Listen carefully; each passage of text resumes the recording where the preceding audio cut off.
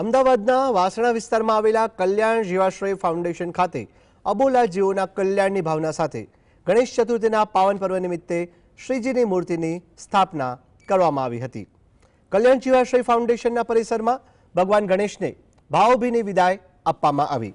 આ પ્રસંગે ભાજપના કર્ણાવતી મહાનગરના પ્રમુખ પ્રેરક શાહ અને એલિસ બ્રિજના ધારાસભ્ય અમિત શાહ ખાસ ઉપસ્થિત રહ્યા હતા।